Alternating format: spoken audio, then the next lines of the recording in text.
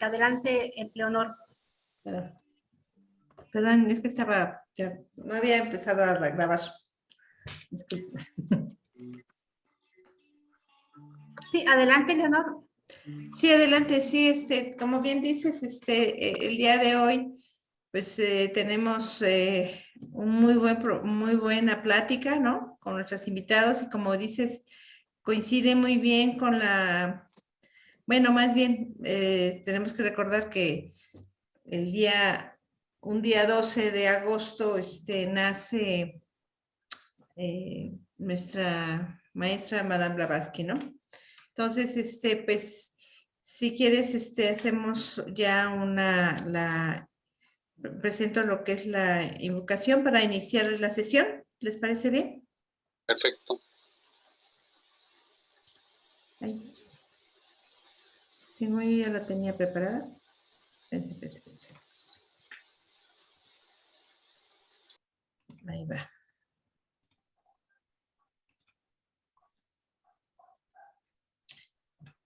Bueno, entonces vamos a dar la invocación a los poderes del amor. Si quieren, lo decimos con todo el poder que nosotros podamos dar. Oh poderes del amor, invocamos vuestra protección y bendición, sabiendo que solo el amor puede redimir al mundo. Invocamos vuestra protección y bendición para aquellos que se esfuerzan por serviros, para que sientan que vuestro amor los fortalece para el cumplimiento de su deber. Invocamos vuestra protección y bendición para aquellos que están soportando sufrimientos, para que sepan que vuestro amor los envuelve aún en medio de su angustia. Invocamos vuestra protección y bendición para aquellos que infligen sufrimientos, para que puedan volver a vuestro lado y serviros. Así sea.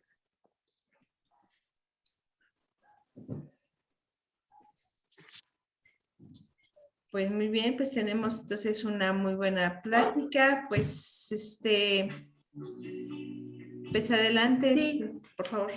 Vamos a tener una conversación, un conversatorio el día de hoy sobre el origen del sello teosófico, y en la primera ronda lo que nuestros invitados van a conversar o nos van a compartir es el sello de Madame Blavatsky y cada uno de sus elementos. Iniciamos en la primera participación con nuestra hermana Tere, luego seguimos con nuestro hermano Rafa Merino, posteriormente con nuestro hermano Guillermo y posteriormente con el doctor Oscar, y cada uno tendría aproximadamente 5 minutos para platicarnos de los elementos con el que está compuesto el sello de Madame Blavatsky, que es pues la parte del soporte del sello teosófico. Eso sería la primera parte, y luego entraríamos a preguntas y respuestas, y ya posteriormente iríamos a otra ronda que se les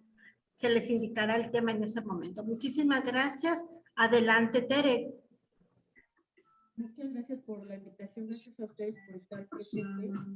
La verdad es que cuando vimos los dos temas a desarrollar... Se te oye muy bajito, Tere. Cuando vimos los dos temas a desarrollar en este conversatorio, son temas, pareciera como temas de examen profesional, ¿no? De por ahí de la escuela, porque realmente nos llevaría mucho tiempo estudiar cada símbolo.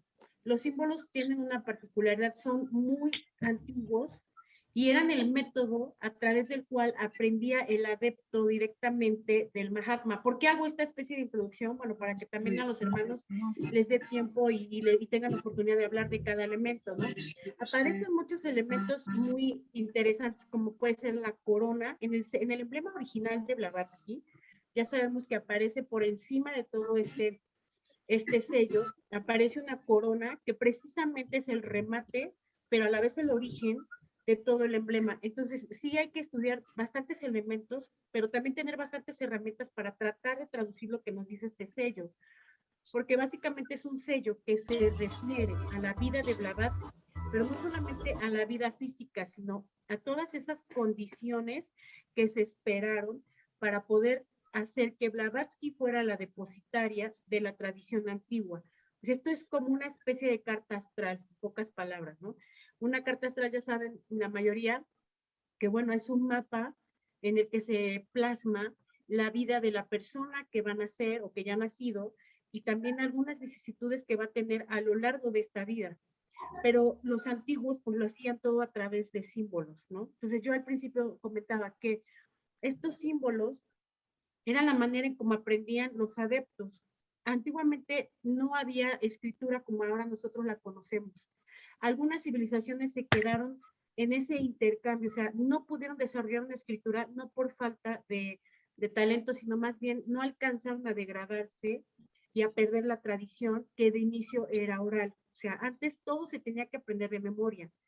Después, en cuanto entra Kali Yuga, para no caer en esa especie de amnesia, o de ceguera, es que entonces empiezan a plasmar a través de símbolos toda la tradición.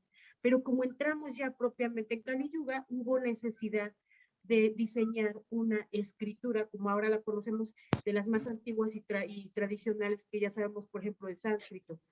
Entonces hubo culturas, civilizaciones que no tienen un tipo de escritura a modo de signos, pero sí se quedaron en la escritura a modo de pictogramas o de símbolos, que es justo el caso de muchos naturales de este continente, ¿no? Entonces, qué interesante es que Blavatsky además tenga un sello particular que hace referencia a la vida que ella iba a venir a vivir, ¿sí? Pues esto es interesante porque a veces nosotros pensamos que necesitamos tener como un nacimiento especial para poder dedicarnos al sendero del ocultismo. Y lo cierto es que no todos vamos a nacer como Blavatsky en la presente encarnación, pero recordemos que Blavatsky no se hizo en un día. O sea, Blavatsky tuvo que preparar las condiciones que finalmente generaron una encarnación Blavatsky, pero tuvo que dar pasos pequeños en encarnaciones previas. Entonces, a veces uno como estudiante de ocultismo, pues sabe de sus propias limitaciones y piensa que no va a lograr grandes avances, pero tranquilos, ¿no? O sea, no se hizo en un solo día Blavatsky. Estas condiciones tuvieron que haberse logrado gradualmente y por eso es importante que pues cada uno de nosotros investiguemos de manera particular el significado de nuestro propio sello. O sea, esto sería como lo filosófico que hay detrás de este conjunto de símbolos.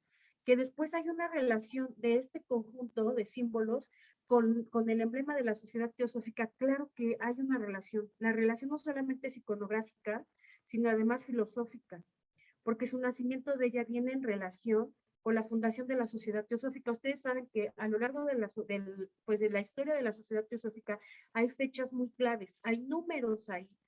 Por ejemplo, los 17 que nos suman 8, ¿no? 7 más 1, 8.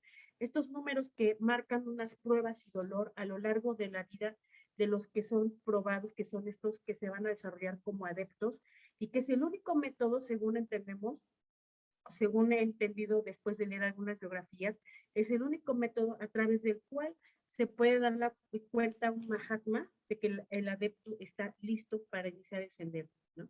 Entonces, sí, como a grosso modo esta introducción de que los símbolos están muy relacionados con la tradición en el significado oculto, no solamente en este caso histórico, sino también filosófico. Perdón, muchas gracias, Tere. Adelante, Rafa. Muchas gracias, Rafa. Es muy complicado, pues, describir todo esto en tan breve tiempo. La verdad es que es tremendo. Después de la corona tenemos como símbolo más denso, es el Sutratma, la serpiente que se muerde la cola.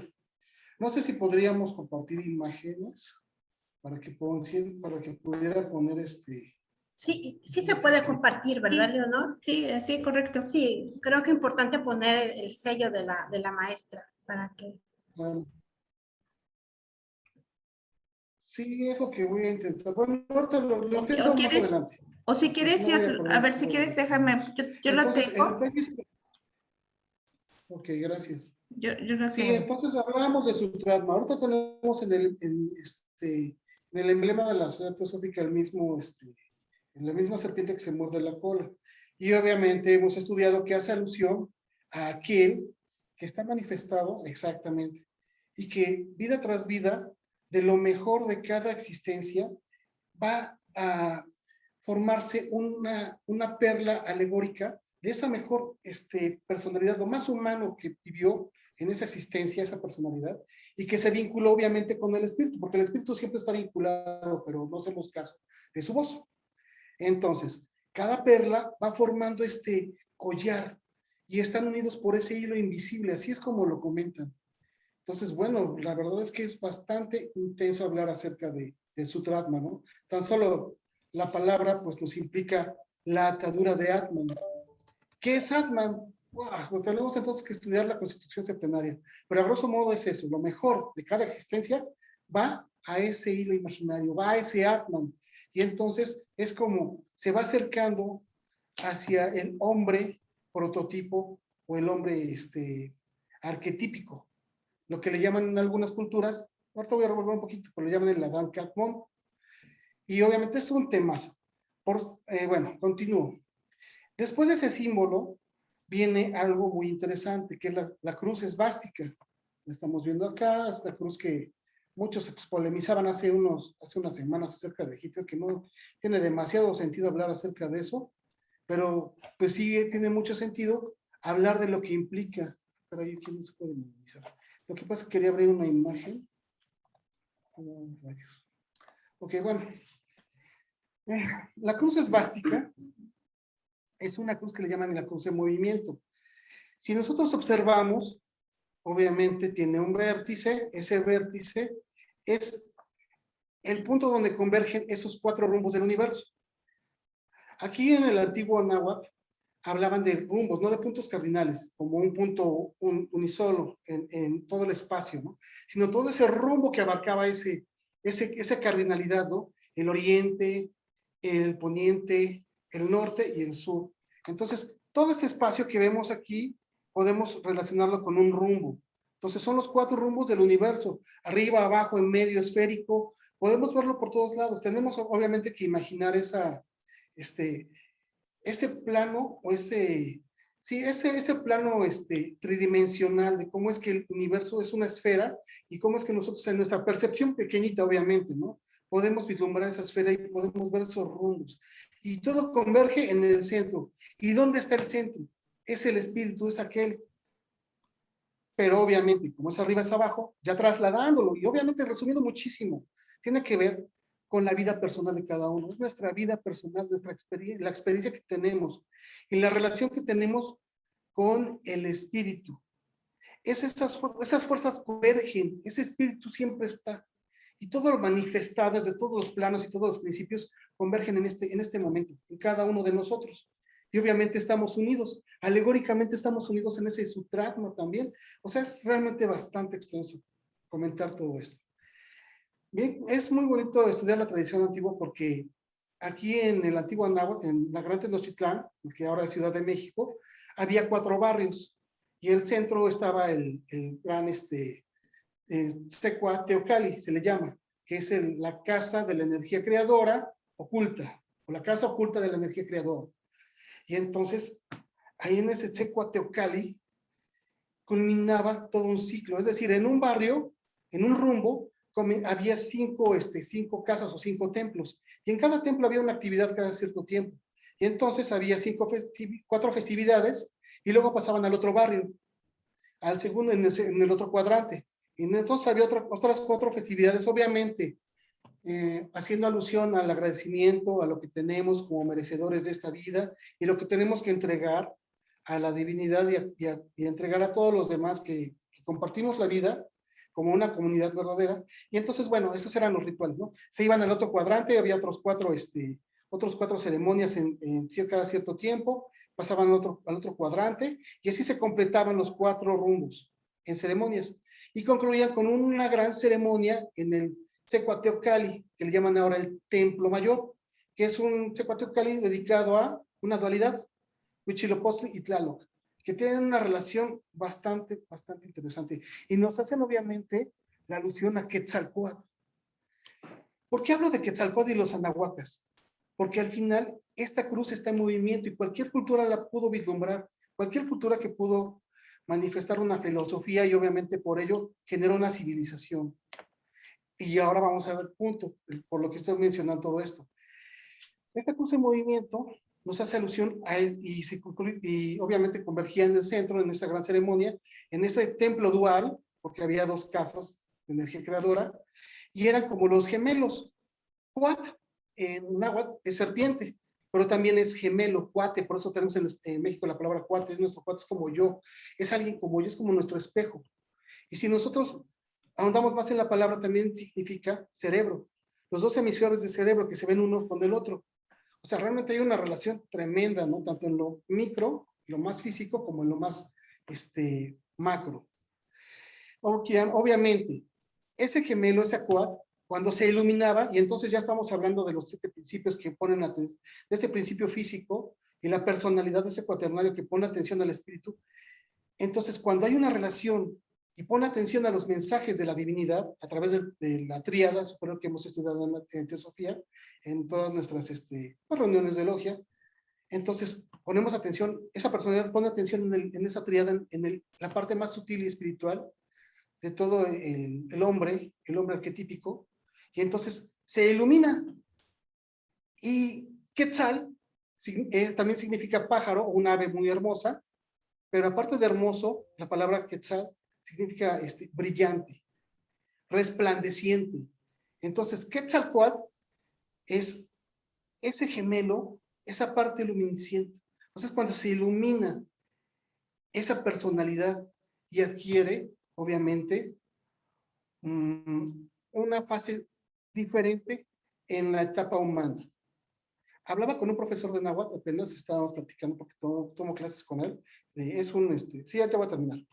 Es un padre, bueno, es un seminarista y le gusta mucho. Entonces, bueno, hablábamos acerca del Quetzalcóatl para que pudiéramos entrar en el mismo tono, porque obviamente, pues, algunos no entienden ese lenguaje, pero tenemos que unificar las doctrinas. Le hablaba que era un símil como la corona de los santos, la corona que ilumina a los santos, esa aureola. Entonces adquieren esa condición, obviamente es metafórica de santo. ¿Por qué? Porque pone atención al llamado del espíritu. Y podemos trasladarlo a cualquier cultura. Por ejemplo, en India, pues los llamados yogis que se dedican ya de lleno a la contemplación del ser superior, pues también están dedicados a ellos y obviamente van en pro de esa iluminación, de ese lo que llaman el Buda Tadhyasi, la Budi iluminada. Bueno, pues lo voy a dejar hasta aquí porque pues ya se me acabó mi tiempo, pero es muchísimo. Gracias. Muchas gracias, Rafa. Adelante, Guillermo. Muchas gracias por tu apoyo y tu participación. Hola a todos. Te pido, Leonardo, por favor, si me permites compartir. Gracias, sos muy amable. Bueno, gracias por la invitación. Me tocó en ese momento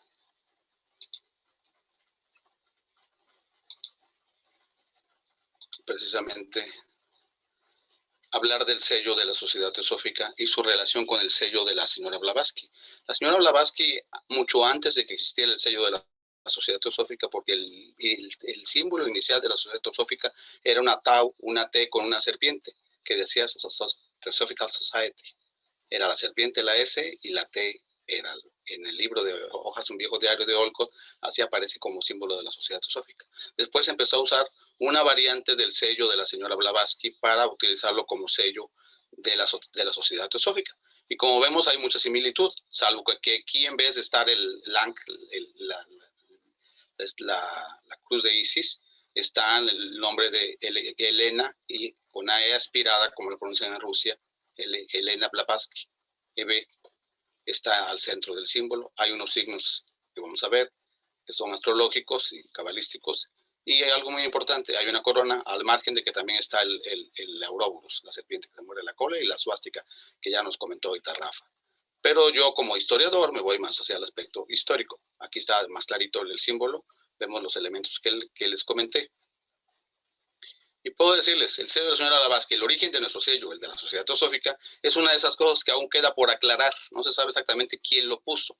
Algún maestro llegó a decir que quien lo dominara es porque era ya un adepto y que se hará a su debido tiempo. El grabado que aquí se muestra, el anterior, está tomado de la placa galvanizada original hecha en 1874 o 1875 o incluso un poco antes, a partir de un grabado de madera producido al mismo tiempo.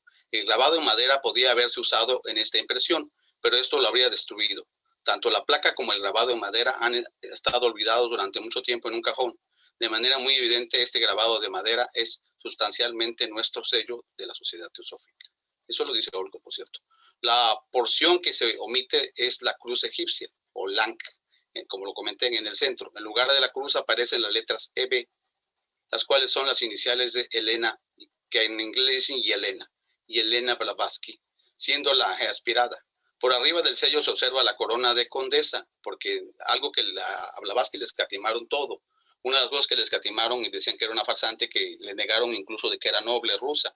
Y ella era, como lo vamos a ver más adelante, totalmente de la nobleza rusa. Desde el círculo se encuentran adicionalmente los signos astrológicos y cabalísticos referentes a la propietaria del sello, o sea, referentes a la carta astral de la señora Blavatsky.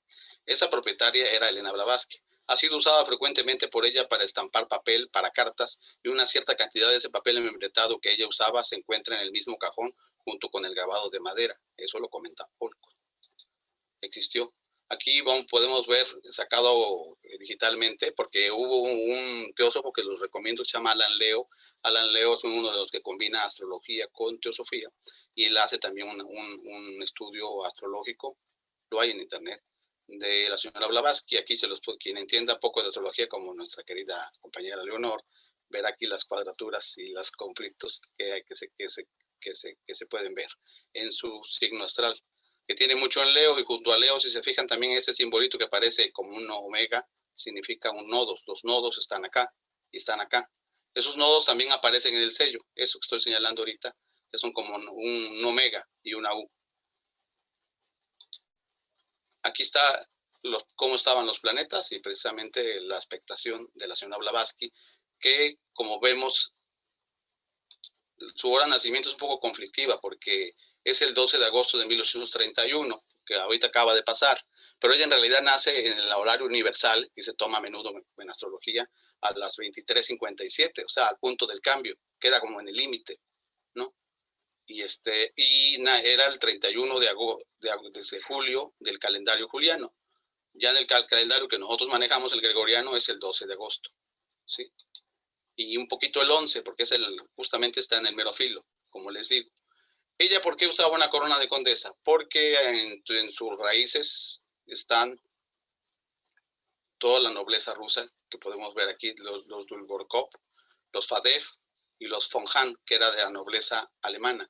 La historia del conde Rottenham von Hahn es que él fue a las cruzadas y estando a punto, un sarraceno se coló en la tienda y estaba a punto de asesinarlo, y en eso cantó un gallo. Y ese gallo él hizo que despertara, y al momento vio que venía la sombra, y como dormía con una daga junto de él, le ensartó la daga a su enemigo. A partir de ahí, posteriormente, y en gratitud al buen agüero, mensajero con que concluyó los santos protectores de la religión verdadera, porque él estaba en las cruzadas, el conde von Rottenster agregó la palabra alemana gallo a su nombre, volviéndose de esta forma el conde von Rottenster-Hahn. Algunas generaciones después, en la Ucrania, ciudad de Katerinoslav, luego de rebautizada por los rusos como Dnipropetrovsk, en honor al Pedro el Grande, nació Elena Petrovna Hahn, hija del coronel Pedro Hahn, descendiente directo de los condes von Hahn, originarios de Mecklenburg, Alemania. O sea, ella era de ascendencia alemana. Su verdadero apellido, antes de ser Blavatsky, era Hahn, como podemos ver, ¿no? Y lo de Petrovna, porque es el patronímico de hija de Pedro, ¿no? Quienes después del incidente del Gallo Salvador a finales del siglo XVII se habían asentado en Rusia. Debido a su desempeño estratégico en la batalla de Suiza, el general Alexis Gustavovich, hijo de Gustavo, von Hahn von Rottenster-Hahn, abuelo por línea paterna de Elena Blavatsky, había llegado a ser comandante en Zúrich durante la ocupación rusa. Después fue gobernador en Ereván, y él era masón también, y tenía un montón de libros ocultistas, diablerías, decía la gente, ¿no? También algo a destacar en la nobleza de Blavatsky, del uso de la corona, la madre Elena Blavatsky, se llamaba Elena Andreyeva Fadeyev.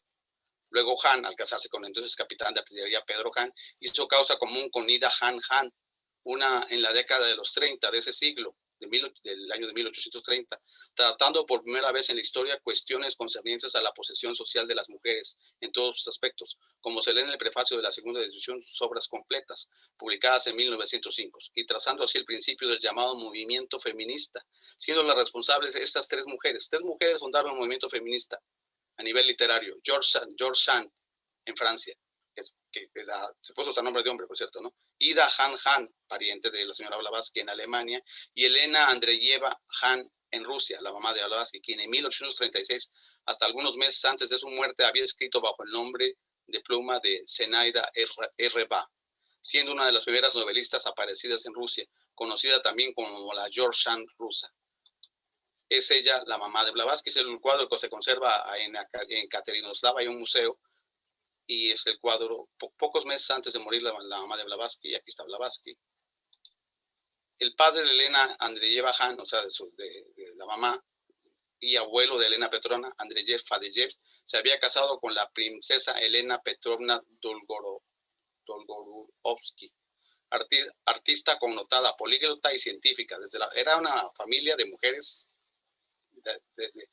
de vanguardia y científica autodidacta en botánica y arqueología, reconocida entre otros por Alexander von Humboldt, y descendiente directa del príncipe Rus o gran duque Rurik, el primer gobernante de Rusia.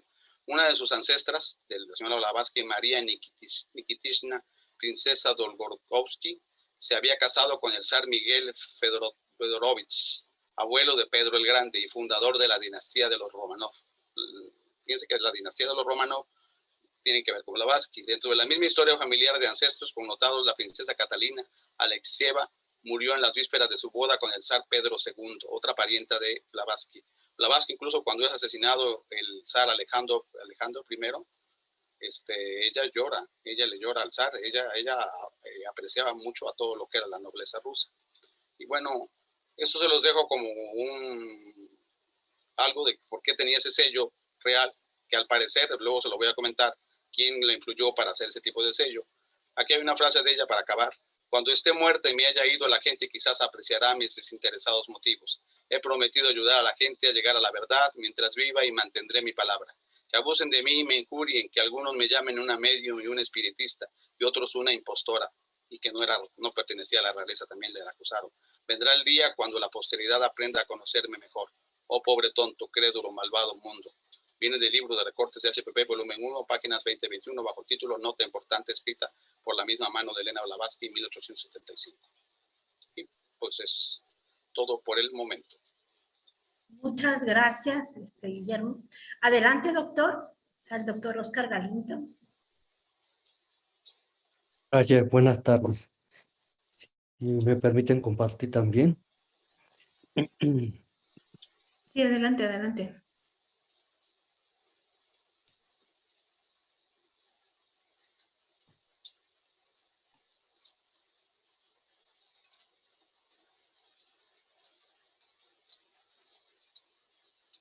Entonces, ya se dijo muchas cosas sobre el emblema personal de Elena Blavatsky, de HPV, todo lo que conlleva todo este simbolismo que es propio de ella y que se tomaron muchos de esos elementos para el sello o el emblema de la Sociedad Teosófica, sí, en general.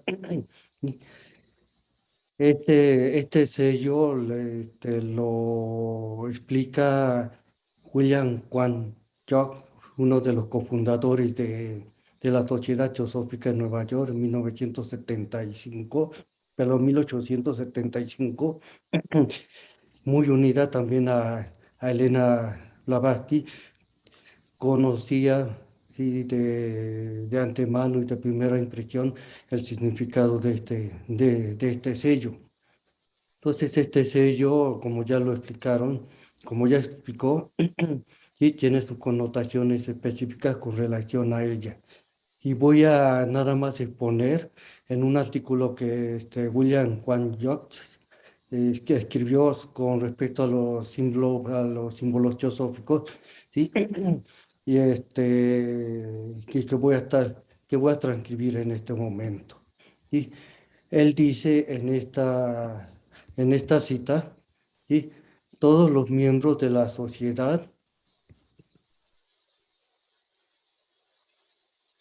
todos los miembros de la sociedad considerarán interesante saber que, aun cuando algunas personas han afirmado ser las inventoras de este sello, elaborándolo para la sociedad en sus inicios de 1875, Madame Blavatsky usaba sustancialmente lo mismo en su papel de cartas privadas. Algunos modelos del cual se encuentran en mi escritorio junto al bloque original que usó para imprimir su papel, mucho antes que estos individuos hubieran oído hablar de la teosofía.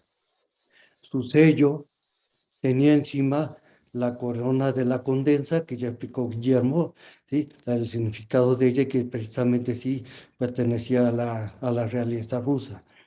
Y en medio, y en lugar de la cruz egipcia, que nosotros conocemos actualmente, estaba su monograma.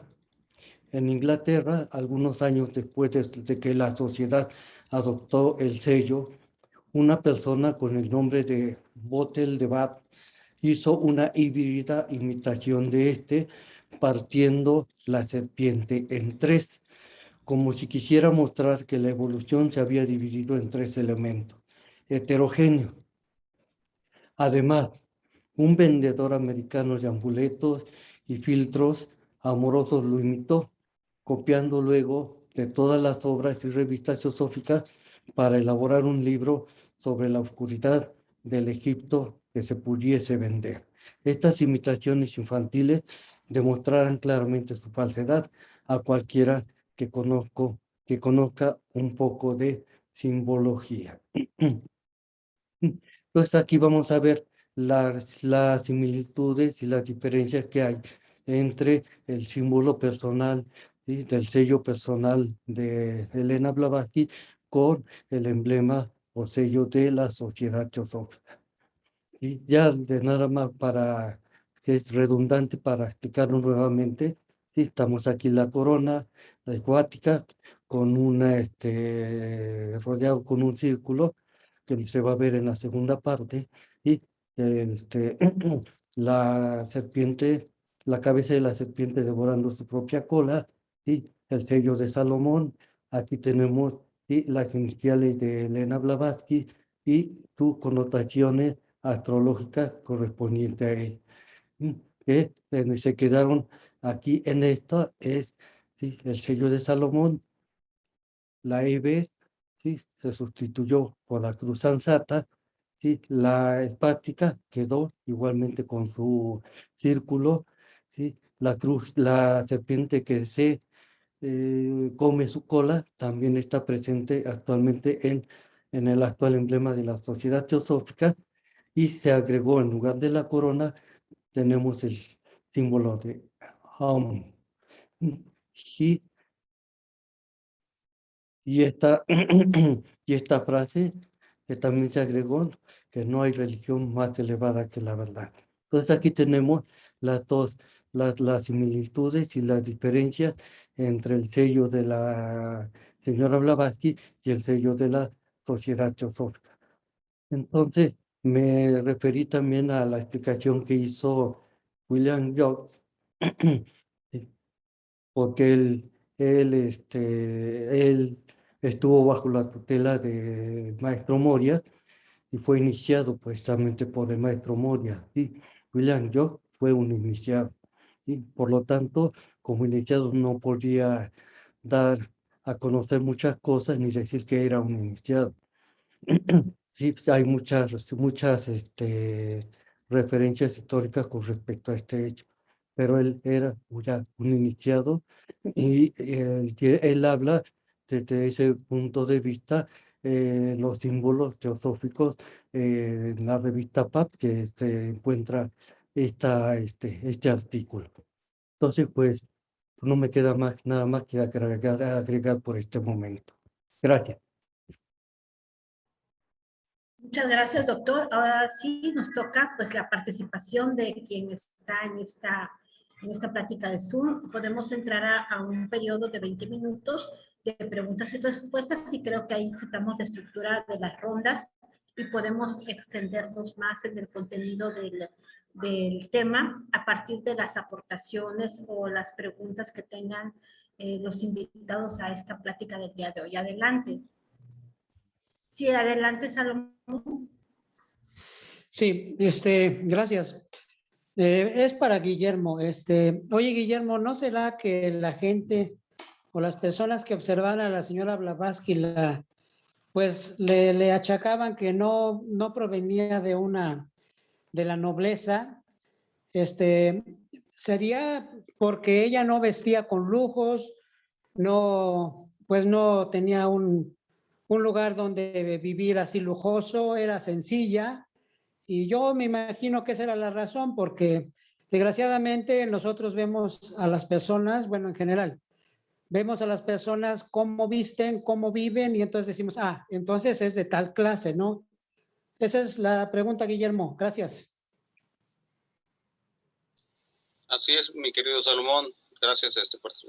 Efectivamente, a lo largo de su vida ella no hizo como eco. Se suponía, por ejemplo, que en todas las noblezas, por ejemplo, cuando alguien es duque o es marqués, sus hijos no son nada, ¿no? No son duquesitos ni marquesitos. Por ejemplo, en España eran hidalgos, que significa hijo de algo.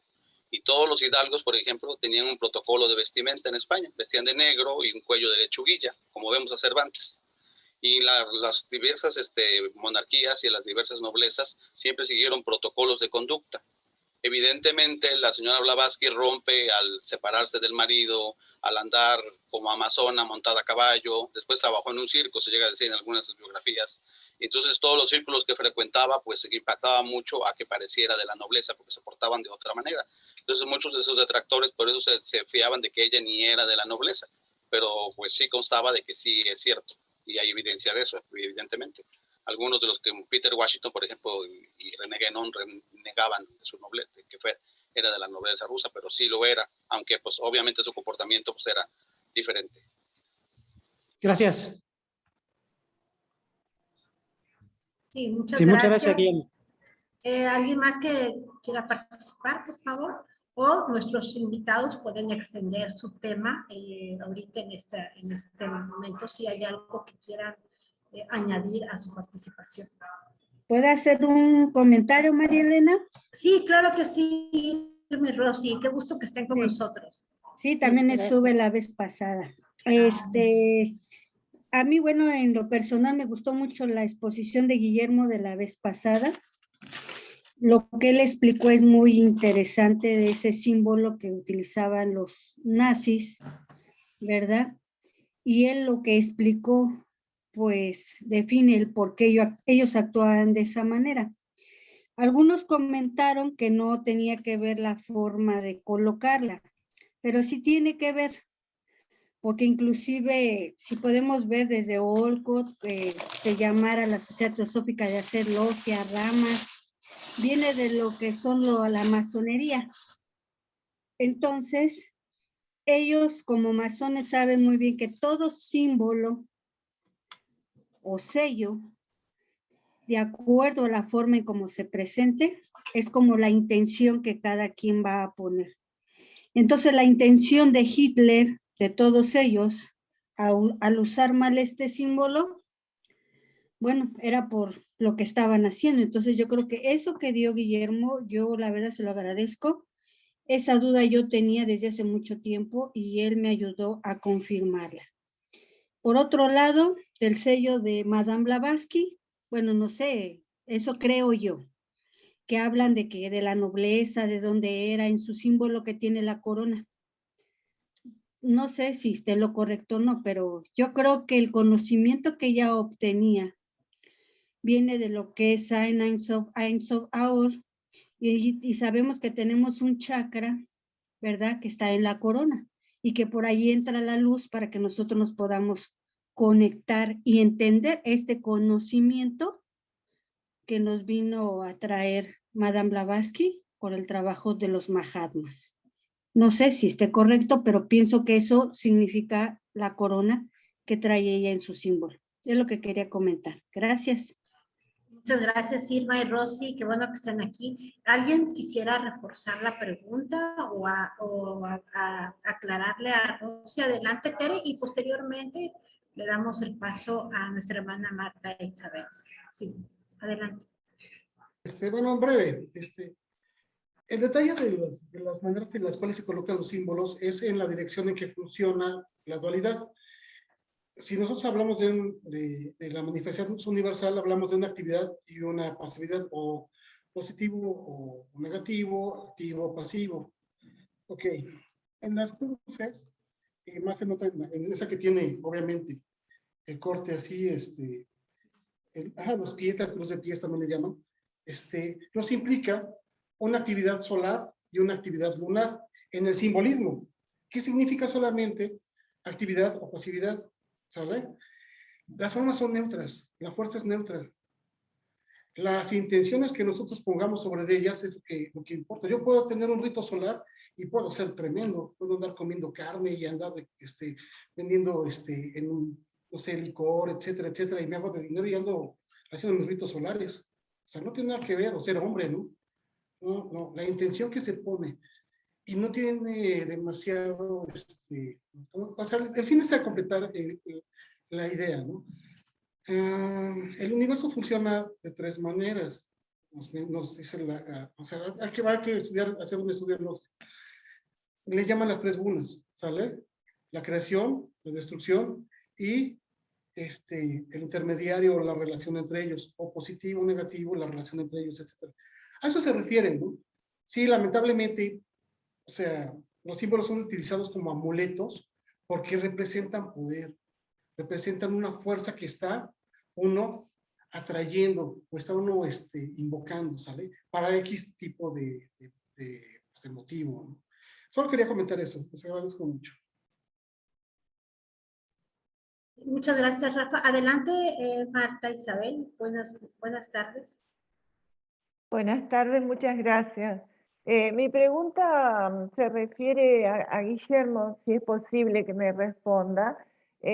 ¿Por qué Elena Blavatsky continuó usando su apellido de casada, siendo que ha sido muy insignificante su matrimonio con este hombre, que tengo entendido que ha durado solo 3 meses?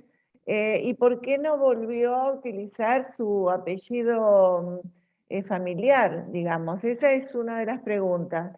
Y la otra es, me llama respecto a la cruz egipcia. ¿Por qué cree que se elige esa cruz egipcia? Esa es mi pregunta nada más. Bueno, por alusión, contesto. Mi querida compañera Marta Isabel. Es un error muy difundido y que Pepe Rubio, nuestro querido compañero del Centro de Estudios Teosóficos de Valencia, en su obra Los viajes iniciáticos de Madame Blavatsky y otras que ha hecho sobre la señora Blavatsky, él desmistifica esa idea de que fue casual el matrimonio con Nicéforo Blavatsky. En primera, porque en algunos lados nos hicieron que era un anciano.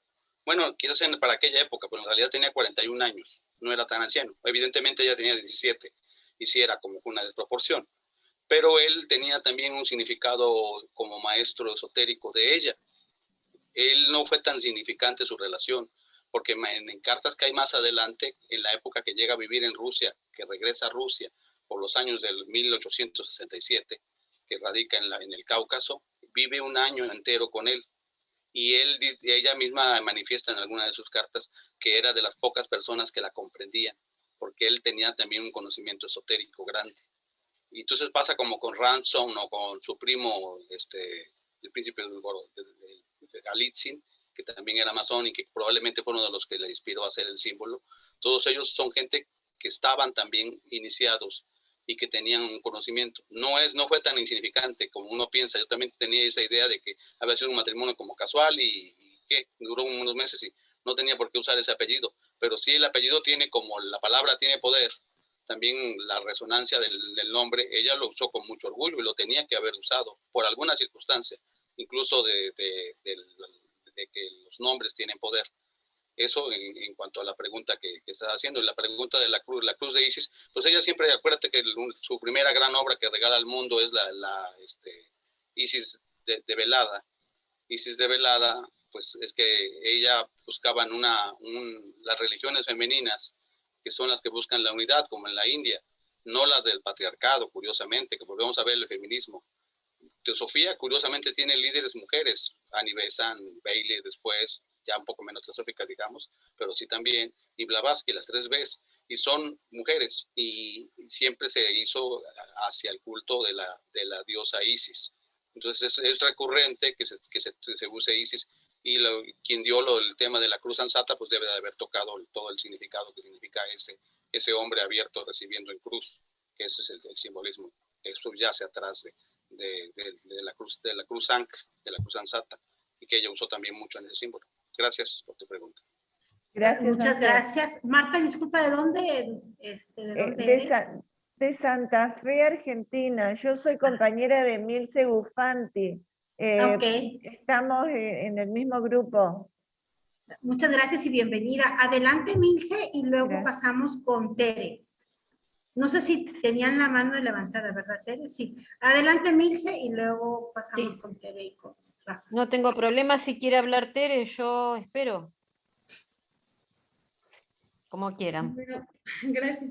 Nada más comentar que esta parte acerca de la cruz ansata, por qué se eligió este símbolo, es bien interesante porque muchos nos brincamos la parte en que Blavatsky siempre sugiere que debemos estudiar la filosofía esotérica de sus fuentes. Es decir, que tenemos la responsabilidad de custodiar, pero desde lo más antiguo. Porque recuerden que la escritura más antigua que nos es dejada es el sánscrito. Y bueno, pues fue lo más excelso que se generó de la subraza anterior a nosotros. Entonces, la manera que tenemos de aprender y de optimizar ese aprendizaje es acercarnos a la escritura. Y ya en mi participación siguiente, cuando vuelva a empezar la ronda, voy a explicar por qué es importante, que tiene que ver con la pregunta que hizo la hermana Marta Isabel. Pues era lo que quería decir. Gracias, maestra. Bueno, mi pregunta en realidad es que como en la teosofía siempre hay que buscar como debajo del velo, como enseña Blavatsky, ¿cuál es la energía primordial de este símbolo? Está... ¿Quién de nuestros expositores pudiera contestarle a Emilce? Doctor Oscar, no sé. Sí, doctor Oscar, adelante, y luego Tere y Rafa. Sí puede. Bueno, bueno, había levantado la mano para otra cosa, pero ya con en esta situación, ¿sí? El sello que corresponde a Elena Petrovna Blavatsky es la energía de ella misma, de ella que le corresponde a ella, como HPV Blavatsky, ¿sí? Es HP Blavatsky, muy diferente a HPV. Entonces, como lo dijo Guillermo, no es fortuito que se haya apellidado y que hubiera conservado el apellido de Blavatsky, ¿sí? Entonces, aquí no hay casualidades, ¿sí? Son, son casualidades, no son causalidades, no casualidades. Entonces, yo no todo tiene su razón de ser, pero no hay que salirnos de lo que significa el sello propio de la señora Blavatsky. Corresponde única y exclusivamente a ella, ¿sí? Como lo explicó William James. Que es única y exclusivamente un sello personal, la energía que le corresponde a ella en su conjunto, en cada uno de esos elementos, ¿sí? Entonces, son sus aspectos astrológicos, de dónde proviene, ¿sí? Lo que explicó Guillermo con su carta astral, todo eso es lo que conlleva esa energía propia de Elena Blavatsky. Entonces, la situación de que a pesar de que era de la nobleza, no expresara que era noble, era por las encarnaciones anteriores, por el trabajo que había hecho en encarnaciones anteriores. Y que ahora, sí, los maestros, Moria y Cache, buscaron entre todas las que podían ser el medio para la propagación de la información teosófica que dieron los maestros y la escogieron a ella, precisamente por esa situación, aunque no era la más perfecta, pero sí, la escogieron sí, por ese motivo. Aparte de eso, en ese siglo, en esa parte de nuestra historia, pues las mujeres tenían muchas dificultades para expresarse, ¿sí? Muchísimas. Tenían muchos obstáculos. Y el apellido también de Blavatsky le abría muchas puertas, ¿sí? Con respecto a eso.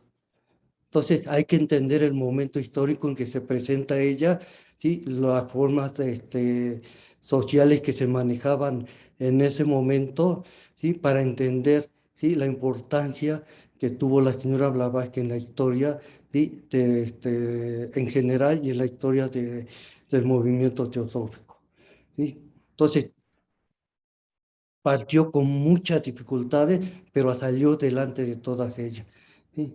Eso es lo admirable, ¿sí? Porque yo creo que incluso un hombre que haya padecido o que padeciera, ¿sí? Esas dificultades que ella hizo, pues es más difícil.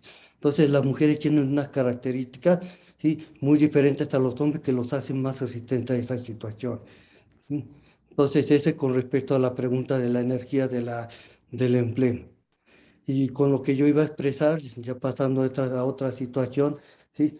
Es precisamente a lo que se estaba manifestando en relación a que Irma estaba manifestando con respecto a la práctica, ¿sí? Que no voy a explicar ahorita porque se va a explicar en la segunda parte. Entonces, la práctica junto con ese círculo tiene su significado específico que se va a explicar en la segunda parte. ¿Sí? En relación a los chakras que conocemos, ¿sí? De los 7 chakras, ¿sí? Desde el que conocemos en la longitud del cuerpo, ¿sí? Son conocidos como chakras secundarios, no son los principales. Los primarios se encuentran a nivel, ¿sí? De la cabeza. Entonces, hay otra connotación errónea en relación con los chakras. Los chakras que conocemos y que se dan a conocer, ¿sí?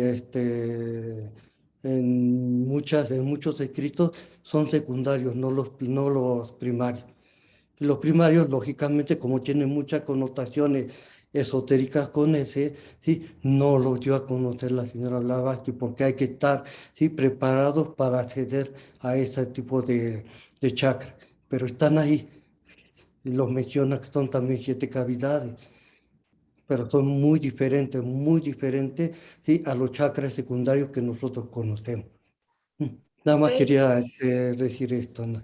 Gracias. Muchas gracias, doctor. Creo que Leonor tenía la mano levantada, no sé si estoy en lo correcto.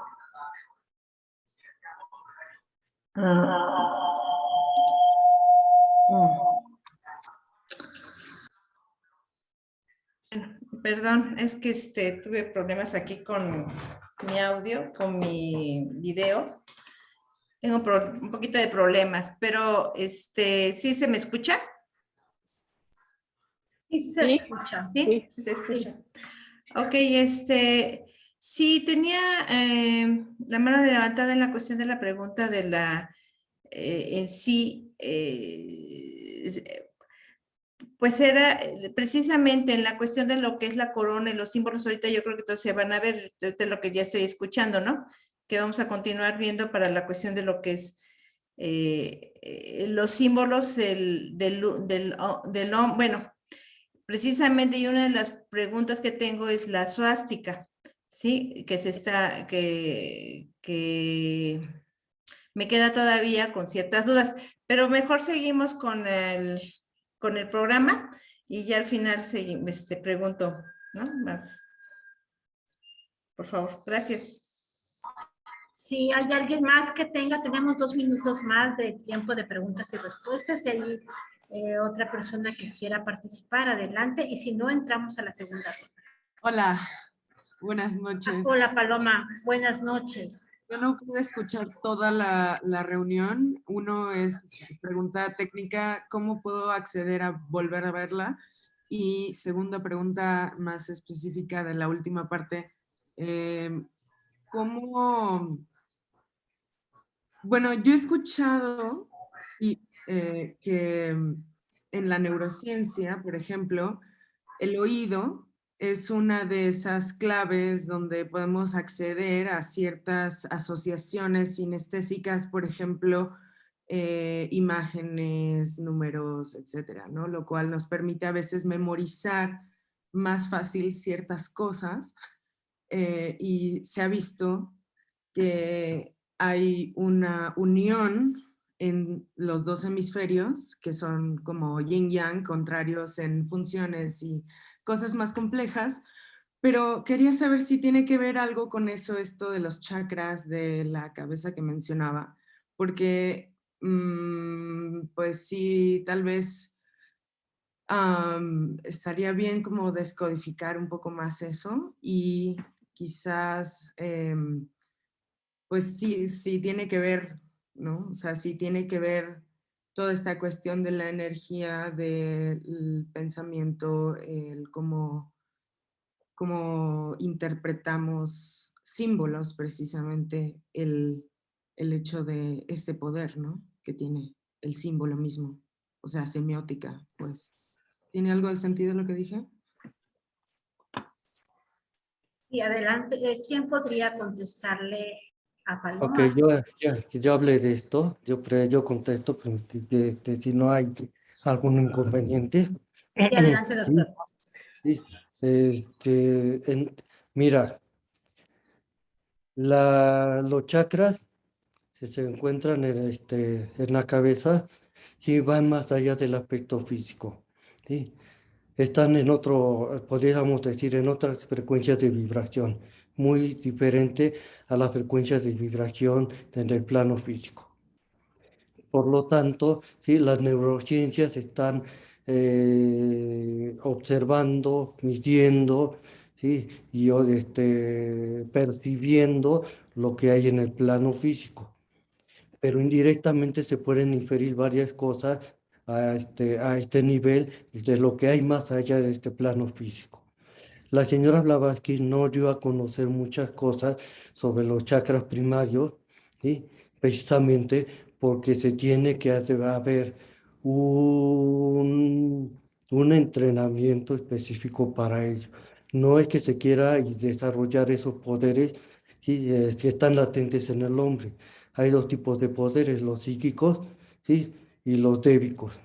Los psíquicos son los que son la clariaudiencia, ¿sí? La clarividencia, etcétera, etcétera.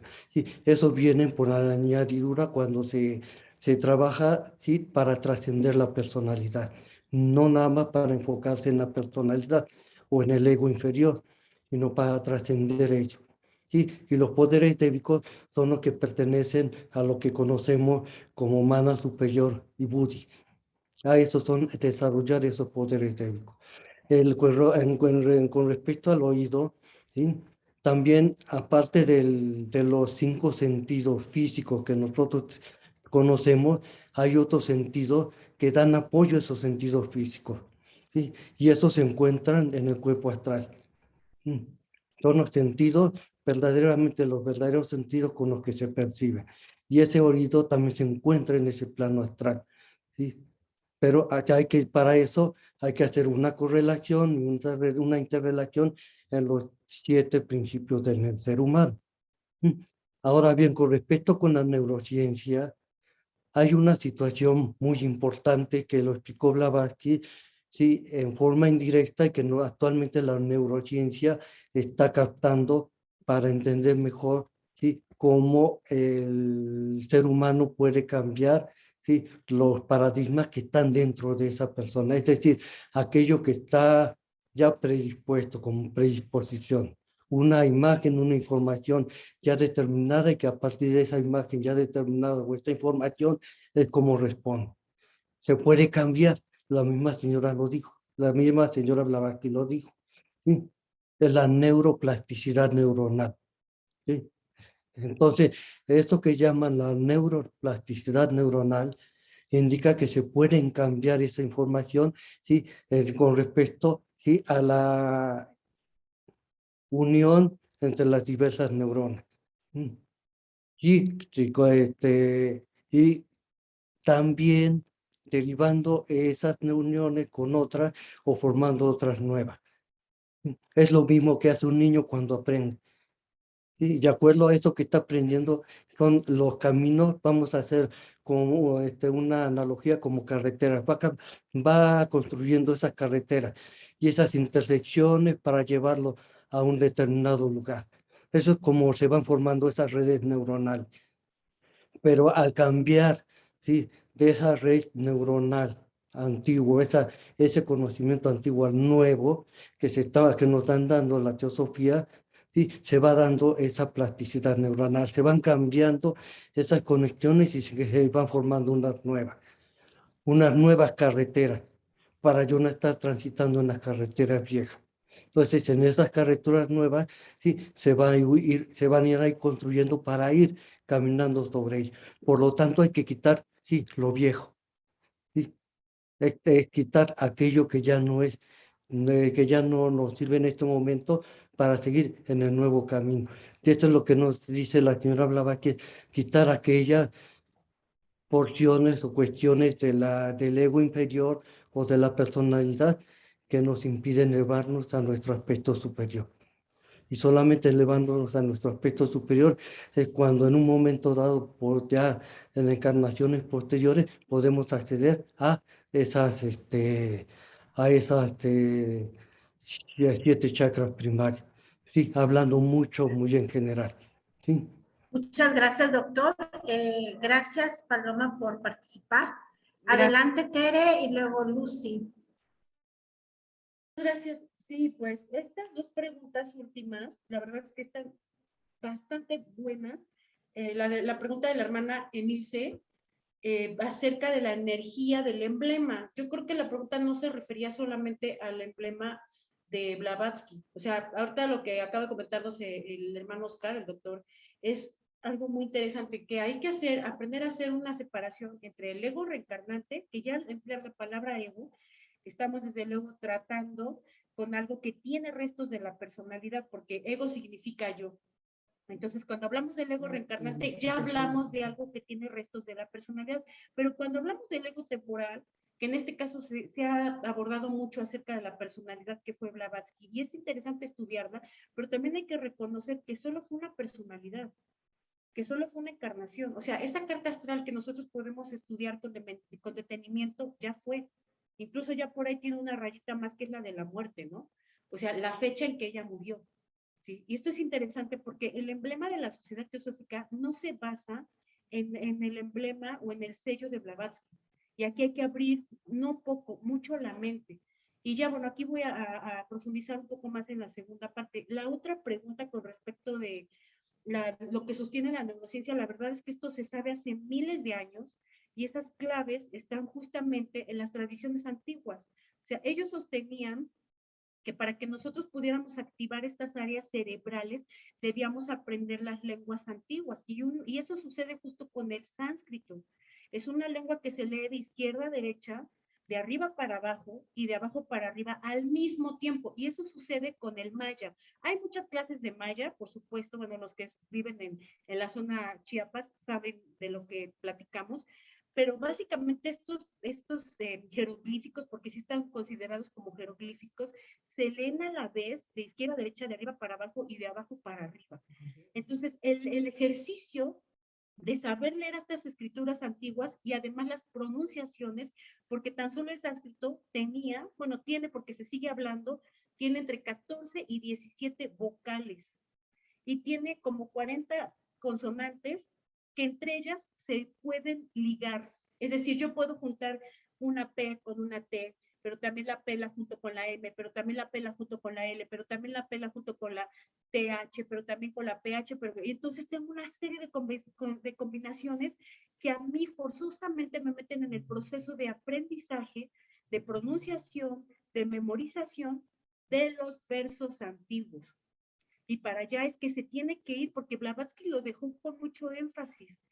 Debemos estudiar la filosofía esotérica en sus fuentes, no en las occidentalizaciones que nos presentan actualmente, porque desafortunadamente estudiamos muchas deformaciones de la doctrina. Y la muestra fue este asunto de la palabra sagrada, ¿no? Este asunto de la OM, que pasa al francés como AUM, y que aquí en Latinoamérica, y yo creo que pasa muy parecido en otros lados, se pronuncia como AUM, y ya no significa lo mismo. Pero esto sucedió porque pasó del sánscrito al francés. Entonces, estudiar todas estas claves, porque está muy bien saber acerca de los chakras, genial, pero saber qué pronunciaciones debemos hacer y además qué disciplina le debe acompañar estas pronunciaciones, porque hacer a un lado toda esta tradición oculta que me habla de la memorización de los versos que hacían desde los 3 o 4 años los niños y que ahora yo puedo ser un adulto que me da pereza aprenderme esos versos, ya está hablando de mí. Está diciendo que esta raza, que ya está sumida, bueno, ni siquiera sumida, está entrando en Kali Yuga, ya empieza a notarse una degeneración, una gran diferencia entre esta raza que estamos viviendo y la anterior que nos dejó esa escritura sagrada, y de la cual participaban las llamadas civilizaciones. ¿Sí? No así, lo que nosotros somos ahora, desafortunadamente no se puede llamar civilización, porque no tenemos ni siquiera un corpus doctrinal unificado. Y en estos tiempos, cada quien puede creer lo que quiera, esté bien o esté mal, y podemos impartir charlas o opiniones a partir de lenguajes monológicos, es decir, de mí para mí, y quién sabe si los demás me entendieron, pero se trata de conservar el lenguaje de la comunidad. Y cuando se estudia teosofía, se estudia el lenguaje común de los sacerdotes, ni más ni menos. Entonces, estos temas se tienen que ir relacionando y tenemos que aprender a rescatar, así como lo dijo la hermana Milce, dice, Blavatsky enseñaba a estudiar levantando el velo. Esa frase de verdad que simbra, porque no debemos dejarnos llevar solo por los efectos, sino ir a las causas de esos efectos en donde la ciencia oficial se queda corta, porque los métodos de investigación de la ciencia oficial son métodos físicos y la ciencia oficial no acepta el alma de las cosas y desde ahí ya tenemos que entrar en contradicción. Entonces, todo esto voy a tratar de ya puntualizarlo en algunas imágenes que tengo en una diapositiva más adelante. Gracias. Muchas gracias. Gracias, Tere. Adelante, Lucy. Sí, bueno, yo creo que aquí con lo que dijo Tere, ¿verdad? Tenemos que recordar que la enseñanza verdadera que nos dejó HPB, que es a la que estamos viendo, fue en la doctrina secreta, ¿sí? Pero doctrina secreta que ella con mayúscula y lo deja bien claro, ¿sí? Una cosa es el libro y otra cosa es la doctrina secreta que ella recibe para plantarla en ese libro, ¿sí? Entonces yo creo que en la actualidad esa debe de ser la base de nuestro estudio, investigar a través de la doctrina secreta, ¿sí? Que nos legó HPB. Pero yo lo que quería decir, y retomando lo de la neuroplasticidad, como un ejemplo, ¿verdad? Que también lo trabajó muchísimo Annie Besant, ¿sí? Ella le llamaba cuando tú estás meditando, tú estás abriendo mirillas. Ella hablaba de mirillas, ¿sí? O sea, estoy hablando de la época actual, del siglo pasado, cuando ella enseñaba, ¿sí? Entonces, las tendencias que nosotros tenemos en nuestra personalidad va abriendo mirillas, ¿sí? Entonces va abriendo canales, va abriendo surcos, ¿sí? Estos surcos nosotros los podemos cambiar, ¿sí? Pero a través de la meditación. porque esos surcos los hemos construido durante muchísimos años y quizás vidas pasadas. Entonces ya tenemos esos surcos, ¿sí? Que fue lo que descubrió la neuroplasticidad, de que todo puede cambiar, ¿sí? Que tú puedes abrir nuevos canales, y esos nuevos canales no los vas a abrir pensando, lo vas a abrir meditando, porque vas a sustituir ese canal que hiciste por un canal nuevo, pero un canal nuevo que lo estás viviendo a través de tu meditación, a través de tu trabajo interno que estás haciendo, y entonces se van abriendo esas mirillas, ¿sí? Que van a borrar la información anterior. Eso, a mi entender, y en lo que he estudiado a través del budismo, es la neuroplasticidad, porque ellos han trabajado muchísimo estudiando a los monjes durante su meditación. Esa es mi aportación. Gracias. Muchas gracias, Lucy. Creo que hemos tenido una primera ronda muy enriquecedora, ¿verdad? O sea, de verdad, excelentes ponentes y excelentes participantes con toda la retroalimentación que hemos obtenido. Pues ahora sí, tenemos prácticamente el tiempo. Si nuestros expositores cumplen con los 5 minutos de la segunda ronda, pues tendríamos tiempo para alguna o dos preguntas al final, porque realmente está muy enriquecedor todo lo que se está platicando. Y en la segunda ronda, pues platicaríamos cómo se integró el sello de la Sociedad Teosófica, que algo ya había considerado Guillermo en su primera exposición, a partir del sello de la señora Blavatsky, que también Tere dice, bueno, no es el origen, el sello de la señora Blavatsky con el sello de la Sociedad Teosófica. Entonces, no sé si nos pudieran hacer esas aclaraciones. Adelante, Tere, Guillermo, Tere, Rafael, Guillermo y luego el doctor Oscar. Claro. ¿Puedo compartir una diapositiva? Solamente una. ¿Ya se puede? Sí, se puede. Okay. Bueno, ¿sí se ve? Bueno, esto precisamente es con referencia a lo que estaba comentando, ¿no? Este emblema de Blavatsky en realidad no tiene que ver con lo occidental, en realidad es un emblema todavía como más antiguo, y se lo diseña una comunidad, ya saben que ellos viajaban mucho a India, y entonces conocen a algunos hombres de casta, división más elevada, que la verdad que se tradujo así, pero que de inicio no significa eso, ya se platicó sobre ese tema. Tiene que ver con esta familia a la que Olcott, Blavatsky y otros adeptos frecuentaban en India. Esta frase que tradujeron así fue tomada de los Upanishads, y no de uno solo, fue tomado de varios Upanishads, del cual esta familia tenía esa costumbre, porque ahí las familias de casta tienen esa costumbre de tomar extractos o pedacitos de frases para usarlos como un mantra. Ya saben que, y esto tiene que ver con la meditación que nos acaba de explicar y de comentar Lucy también, ¿no? Ya saben que un mantra proviene de la palabra de la raíz sánscrita man, que significa pensar.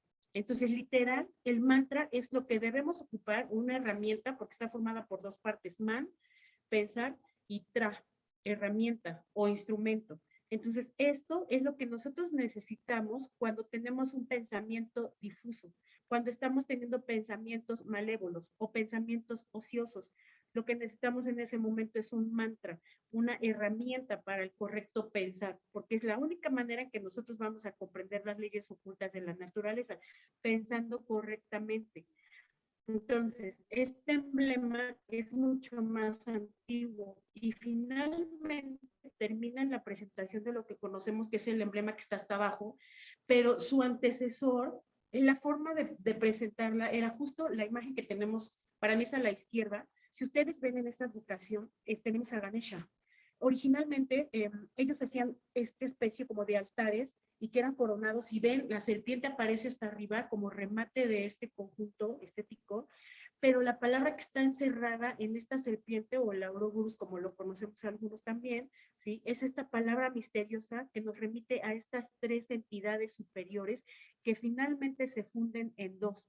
Es decir, este ego reencarnante del que hablábamos, al que se le va a quitar la palabra ego. La palabra ego significa yo.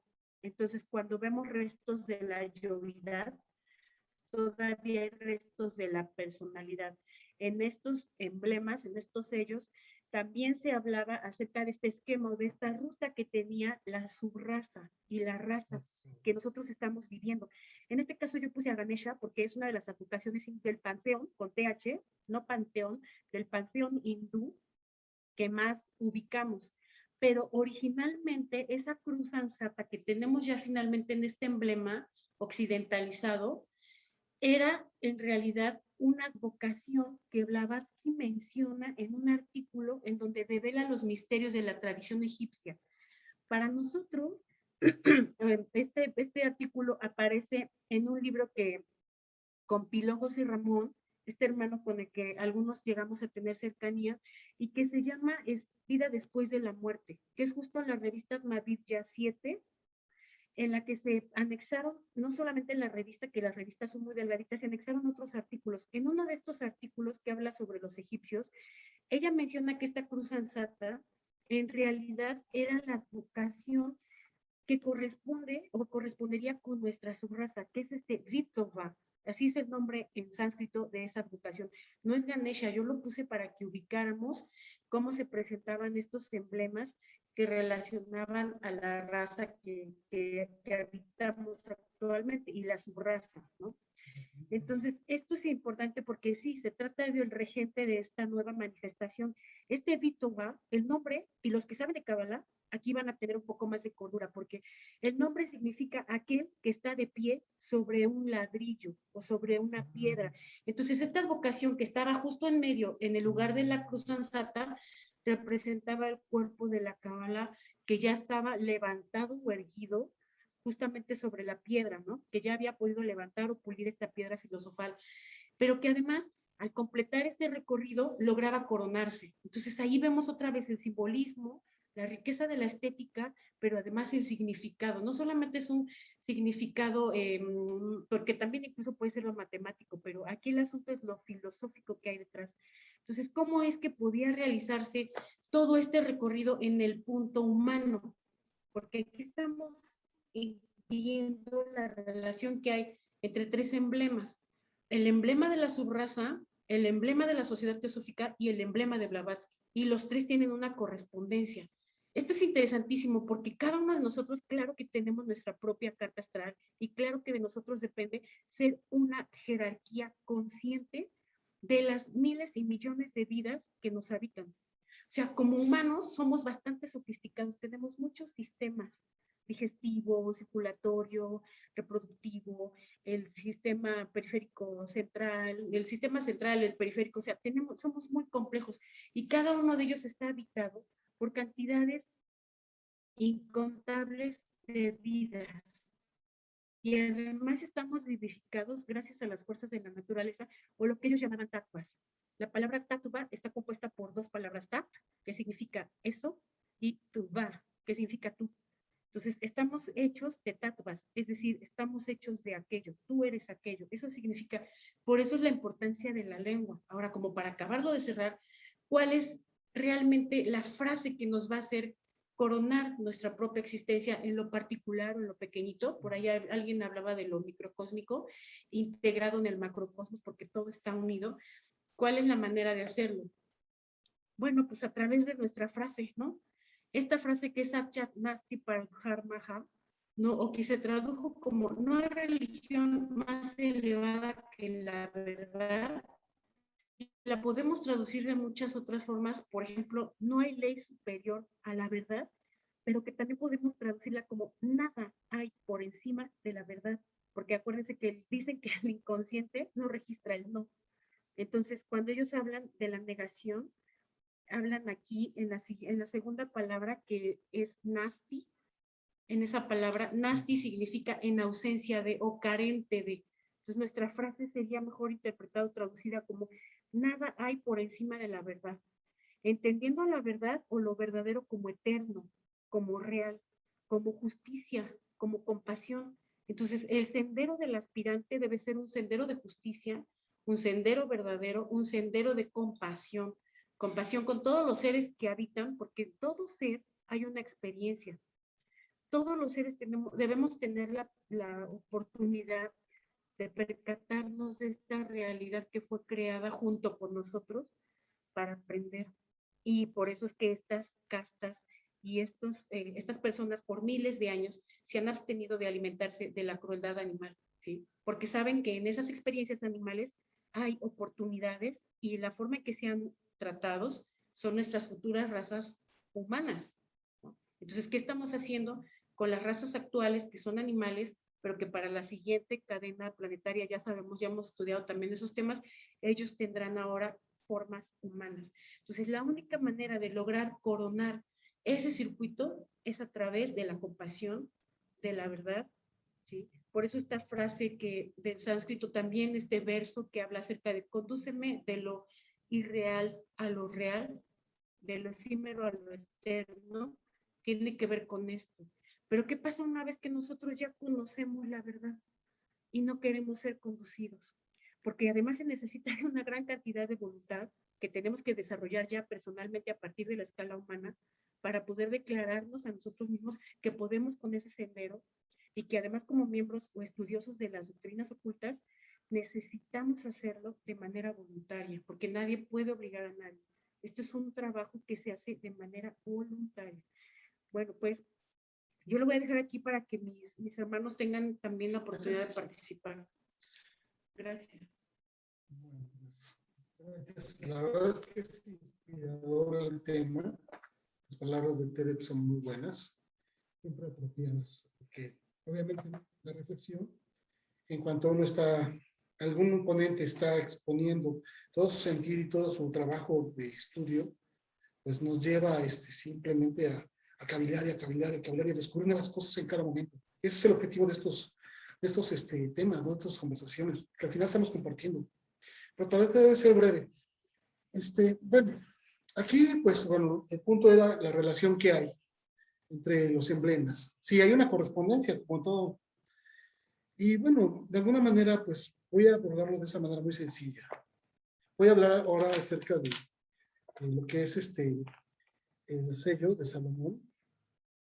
Y porque, pues, bueno, la cruz esvástica es un tema extraordinario, pero pues no vamos a terminar. Bueno, ahora, el sello de Salomón nos implica algo que Ted ya nos había dicho. Nos implica el desarrollo de la raza, en este caso la subraza en la cual estamos viviendo. ¿Cómo es que la señora Blavatsky se adentra hacia estos lugares inhóspitos del Asia en aquellos tiempos? Pues por instrucciones de su Mahatma, buscando obviamente a los estudiosos. Llegaba a un lugar y los buscaba y los encontraba y seguían las instrucciones del Mahatma. Eso lo hemos leído muchas veces en la revista 7 y otros artículos.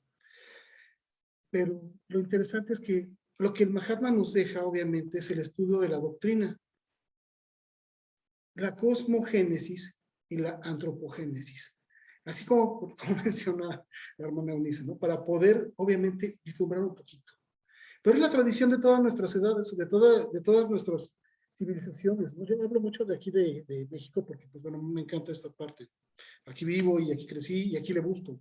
Sin embargo, no me aparto de lo demás. O sea, al final, lo que he comentado, las razas y las subrazas anteriores se desarrollaron en todo el globo, en todo el planeta. O sea, no puedo decir nada más que es de Asia. Son edades anteriores. Y de esto, entonces, los Mahatmas nos dejan herencia. Obviamente, aquí tenemos el triángulo de Salomón. Antropogénesis, vértice hacia arriba. Digo, cosmogénesis, triángulo hacia arriba, vértice hacia arriba, pues. Y antropogénesis, vértice hacia abajo, ¿no? Lo más denso de esa energía sutil que es aquello. Entonces es una relación que tiene que existir en toda la tradición, es lo que nos está negando, ¿no? Aquí lo tiene muy claramente la señora Blavatsky en su sello personal, y lo transmiten obviamente pues al sello de la Sociedad Teosófica en la actualidad. Sol o Mon, así le llaman, ¿no? Algunos en el estudio, ¿no? Salomón, Sol o Mon, Sol o Luna. Teniendo en cuenta que nosotros, ajá, sí, aquí está Ganesha, sí, exactamente, aquí Ganesha tiene la luna en la frente. Y entonces hace alusión, no nada más la raza anterior, hace alusión al globo anterior, al planeta anterior que fue la Tierra, porque la Tierra obviamente nace nuevamente esa energía en esta materia física como Tierra. Y eso es muy largo de explicar todo eso, pero es muy bonito, es muy padre. Y bueno, Sol o Luna, obviamente cuando hablamos del Sol, hablamos de esta parte de la mente, de esta parte del espíritu que se manifiesta y que entra en relación con nosotros, el Prometeo y tantas tradiciones, tantas leyendas que hemos escuchado, de esa mente que despierta en nosotros. Y obviamente que tenemos que dominar, pero antes de dominar la mente, pues tenemos que dominar obviamente el deseo, en el mejor de los sentidos, ¿no? Como las ganas de hacer las cosas y de no quedarnos atrapados en la fascinación de la ilusión. Es complicadísimo, pero bueno. Entonces, el Sol es eso, esa parte en la cual nosotros nos acercamos a ese vínculo espiritual, ¿no? La mente, la ideación universal. Y la Luna, obviamente, nos habla de la materia, el planeta anterior, nos habla de la pasividad en el mejor de los sentidos, de la fertilidad de la mujer. Nos habla estaba pensando, ¿cómo es que luego lo menciono, ¿no?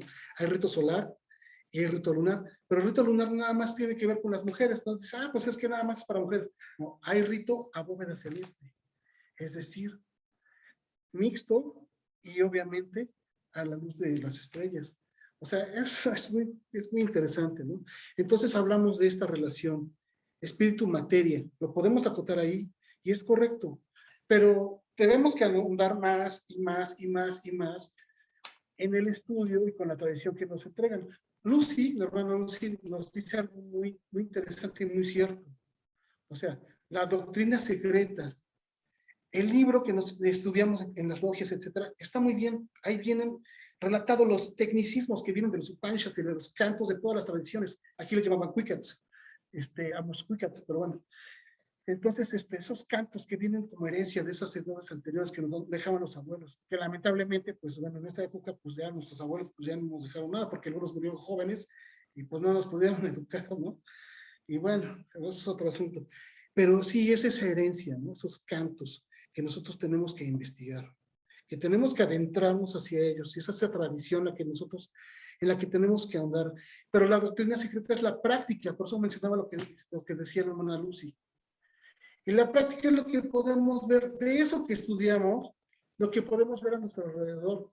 El mosquito que me está circundando y me quiere picar, digo, ay, canijo mosquito, y si se descuida, pues lo aplasto, y si no, perdón. Pero sin embargo, antes que lo aplaste y se ponga a reflexionar, digo, vaya, en el mosquito convergen, o sea, igual el milagro de la vida.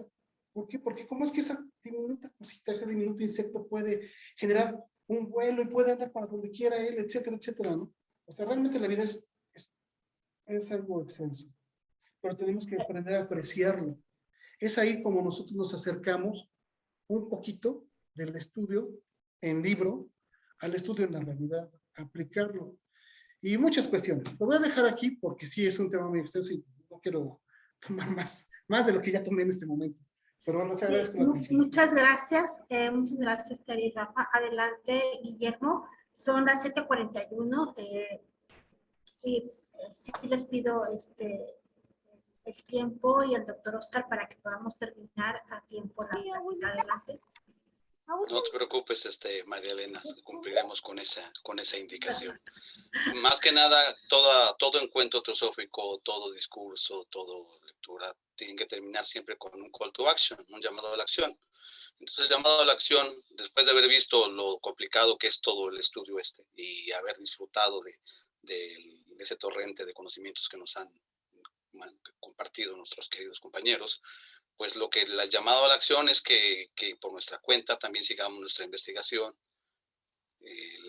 La teosofía no es para perezosos, no es para alguien que quiera quedarse, significa un cambio, y ese cambio se tiene que dar y reflejarse. Entonces, el llamado a la acción, ahí por ahí acabo de subirles de algo de lo que yo les compartí de las cuestiones históricas de Blavatsky. Compartí por ahí un libro que se llama HPV, La Dama de los Velos, está compartido aquí en el chat, para quien quiera tomarlo. Hay mucha lectura. La idea de nosotros, no nos pusimos de acuerdo, pero es como una trampa, es dejarlos con sed de averiguar más, porque de aquí hay mucho, podemos aventarnos, yo creo que medio Manvántara, siguiendo hablando de todo lo que es la simbología. Las escuelas iniciáticas nos han dado su conocimiento velado a través de símbolos y revelado a través de alegorías, pero eso varía de la interpretación de persona a persona, justamente de lo que hablaban de la plasticidad. Nosotros tenemos una impronta mental, de cómo nos grabaron lo que ya traemos. Lo que nos invita siempre la teosofía y las ciencias esotéricas es a abrirnos. Lo decía Annie Besant, como decía, abrir las mirillas. Actualmente, como ejemplo, como yo dispensa, hablan de recablearnos, rewired, ¿no? Hacer nuevas sinapsis, nuevas conexiones y pensar de otra manera, de una manera crítica. Y debemos de ser verdaderamente críticos. Al conocimiento solo se llega, y dijo la señora Blavatsky, que teosofía es la reforma de uno mismo a través del estudio y la meditación. Y se pondera mucho la reflexión y la meditación, como bien nos lo señaló nuestra compañera Lucy, de que nosotros debemos estudiar bastante, reflexionar mucho y meditar mucho más. Tener una vida meditativa y reflexiva para que caigamos en el conocimiento de la auténtica doctrina secreta. No nos quedemos únicamente en la letra muerta, porque de gente que se sabe la letra muerta ya hay demasiada, ¿no? Estamos llenos de platicantes y de pocos practicantes. Entonces, practicamos sobre la marcha, fluimos, fluidito, es algo bonito practicar la teosofía. Los símbolos nos expresan muchas cosas. Símbolo es lo que une, diablo es lo que desune. Nosotros estamos en favor de la unión y del estudio del símbolo y buscar en nosotros mismos la interpretación, como cuando leemos un libro. Lo importante no es lo que saquemos del libro, porque podemos sacar conceptos, incluso hasta para presumir, para el hemisferio izquierdo del cerebro, cuadrados, cuadriculados, es decir, conceptos. Pero lo más importante, y por eso siempre he dicho que los libros deberían tener forma de violín, es lo que el libro saca de nosotros. Igual tenemos que ver en esto lo que el conocimiento que compartieron hace, qué resuena en nosotros, a qué nos motiva. Y si en esta tarde logramos motivar a algunos de ustedes más, nuestros compañeros de estudios, a que también investiguen más profusamente todo esta riqueza del simbolismo. Y recuerden que empecé diciéndoles que hay una carta de los maestros que dice que quien es capaz de entender a cabalidad lo que significa el sello es porque ya es un adepto. Eso sería un símbolo si comprendiéramos todo el significado. Pero ya vieron que cada pequeña cosa que está ahí está por algo. Y entonces, y eso a veces tiene varios velos que hay que ir avanzando y que se notan así. Pues mi invitación es que hagamos un estudio propio, que vayamos, como bien nos indica Tere, a la raíz a los conocimientos fundamentales, porque desgraciadamente luego hay traducciones de traducciones y traductore es traidore. La señora Blavatsky luchó mucho en su época por ejemplo, contra los especialistas de las universidades inglesas, como Max Müller, que eran expertos en sánscrito y que mal traducían todo porque malinterpretaron todo. Gandhi en su vida, en experiencias con la verdad, él cuenta cómo él desechó todo el conocimiento de la India, porque lo consideraba como ridículas patrañas y alegorías y cuentos fantasiosos, y que fue hasta que entró a la teosofía que se dio cuenta de la riqueza de cada obra de la India, de esa riqueza transhimalayica que se refleja, por ejemplo, en el Bhagavad Gita, que él siempre lo llevó como un libro de cabecera, pero lo comprendió hasta que conoció la enseñanza teosófica, porque ya en la India decían que por eso eran un mal amigo, dice él, que es lo peor que puede uno tener, alguien que te desvíe. Hizo creer que por eso eran débiles los de la India y por eso los ingleses eran superiores, porque no creían en patrañas. Entonces, todo ese conocimiento fue considerado por muchos como patraña, y no, hay que averiguarlo, ir al fondo y averiguar la verdad por nosotros mismos y no por los pies de otros, como debe de ser, porque nadie se cura tomándolo, que otro se tome los medicamentos. Pues es cuanto por el momento. Gracias. Muchas gracias, Guillermo. Adelante, doctor. Gracias.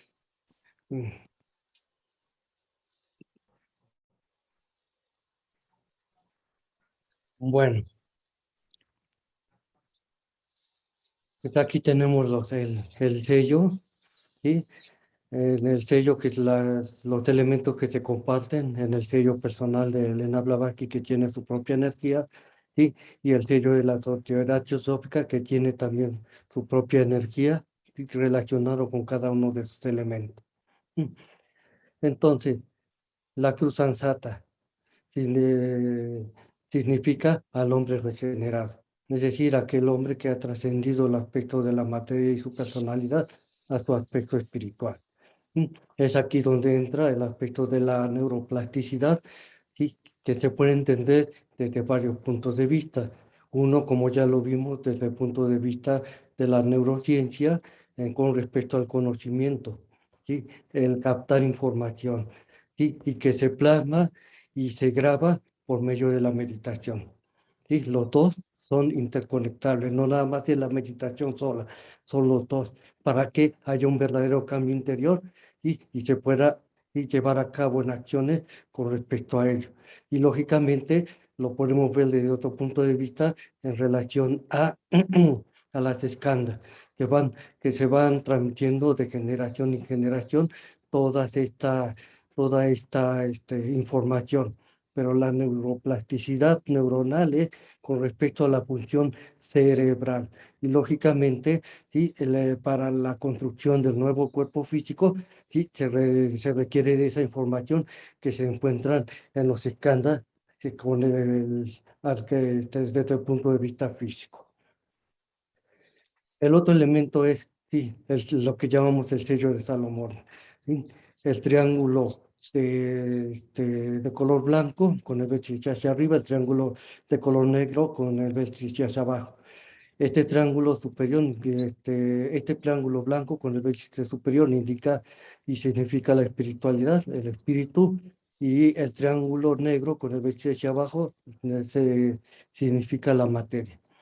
Sabemos que espíritu y materia, sí, sabemos que espíritu y materia están, sí, unidos, cada uno con sus propias características, pero forman, sí, una unión, no están uno aparte del otro. Y esto significa, sí, ya el equilibrio entre el aspecto espiritual y el aspecto material. La serpiente, ¿sí? La serpiente, ¿sí? Nos indica precisamente el círculo en sí. En primera expresión, el círculo, ¿sí? Con este fondo azul que significa el espacio abstracto absoluto. De este espacio abstracto absoluto, sí, se deriva, sí, todas las demás connotaciones con respecto a los ciclos que de ellos se deriva, del espacio, de este espacio absoluto que es padre-madre, ¿sí? Que es la sustancia primordial no diferenciada. En el aspecto de la serpiente que se muerde la cola, indica la regeneración de un ciclo a otro. ¿Sí? En el ser humano, de cada encarnación a otro, ¿sí? De los ciclos mamantáricos, de los ciclos de Mahamambantara, Otto Mahamambantara y Pralaya, etcétera, etcétera. Y está aquí, entre este círculo y esta cruz espáctica, ¿sí? Rodeado de este círculo, ¿sí? Lo que significa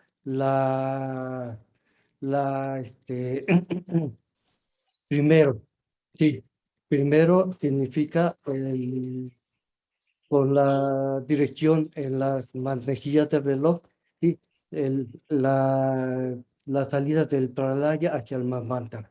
Y hay Mahamantara, y después, si estamos en las cadenas planetarias de los Manvantaras, ¿sí? ¿Qué le sucede? Y si es al anterior, ¿sí? Con dirección hacia, contrario a la manejilla del reloj, nos indica el regreso hacia el origen, hacia el Pralaya.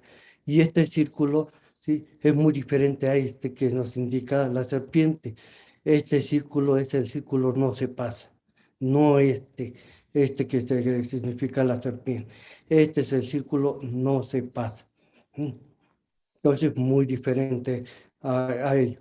Y con relación al Aum, ¿sí? Nos indica, sí, la luz de la realidad, que está englobada aquí en esta frase que nos indica no hay religión más elevada que la verdad.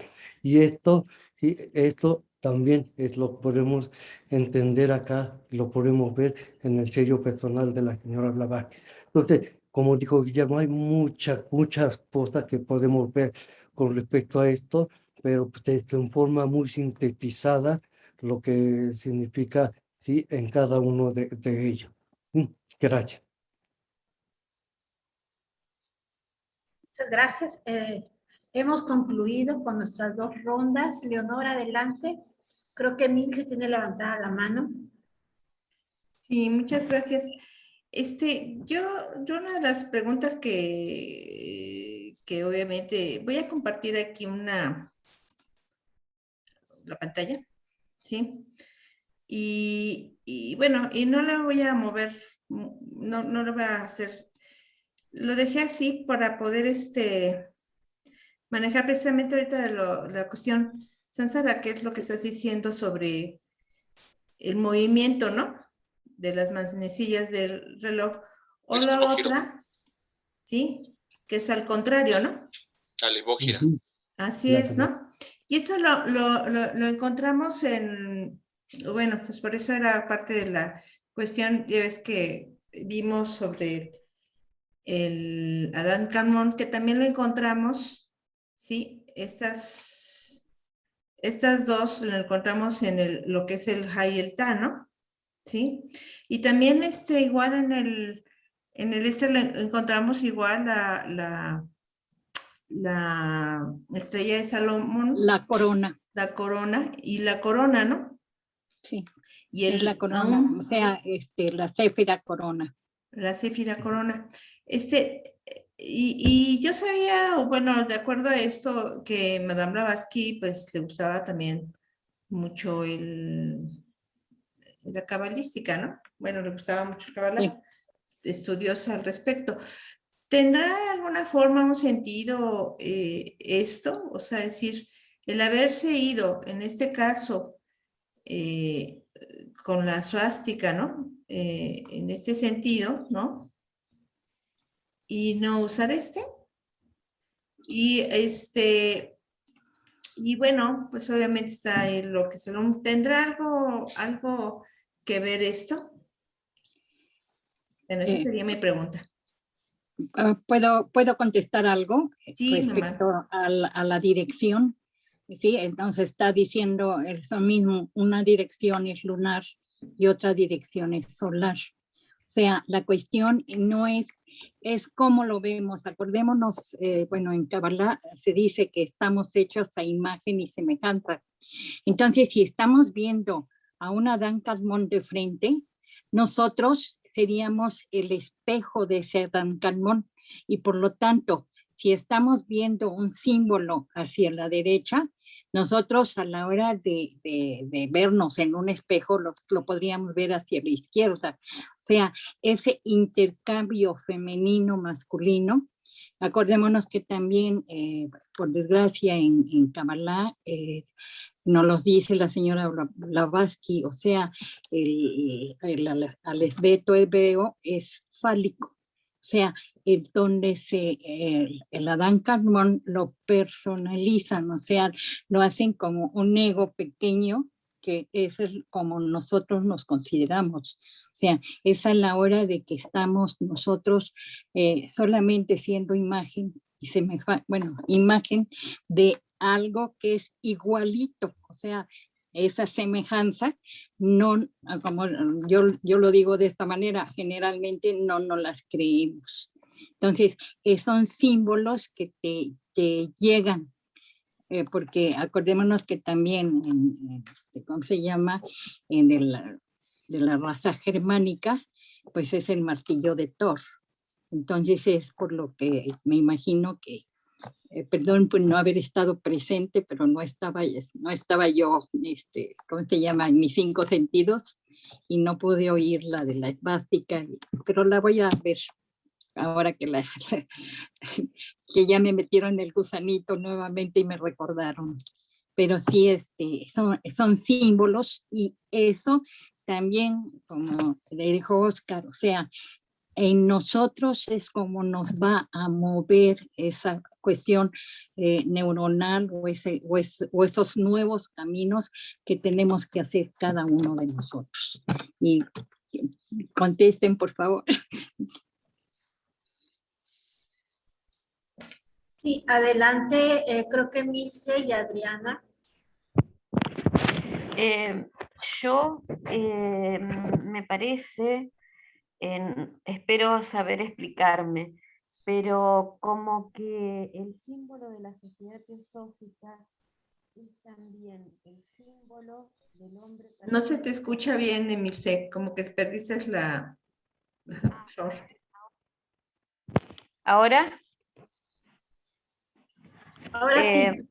bueno, es como que yo creo que es un símbolo de la humanidad y el símbolo del hombre perfecto, porque para mí el sonido y el silencio es algo muy importante.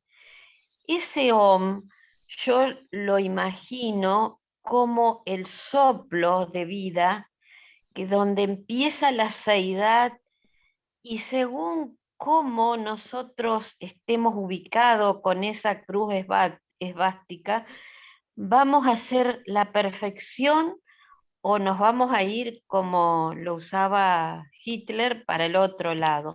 Entonces, a mí eso me pareció maravilloso, porque está la antropogénesis, o sea, la cosmogénesis, está toda la doctrina secreta manifestada ahí, pero además eso, el sonido y el silencio, ese om ahí arriba, me pareció maravilloso. Me pareció en el Soham, eso que da la energía. A lo mejor estoy equivocada, pero sentí, me maravilló escucharlo y ver. Gracias. Gracias, Emilce. Adelante, Adriana. Hola, buenas tardes. Mil disculpas, se va y se viene mi internet, he estado saliendo y entrando. Oye, sobre la evástica, no, yo estoy de acuerdo con todo lo que han dicho, muchas gracias por toda esa información, pero también podría ser que la cruz en una nos dice involución y en otra nos dice evolución. ¿Podría también? Es una pregunta, gracias. ¿Quién puede contestar la pregunta de Adriana? Bueno, te la pregunto, te la contesto. En relación a la cruz ansata, sí, rodeada, porque la cruz ansata, la esvástica, ¿sí? No está sola, está rodeada de un círculo.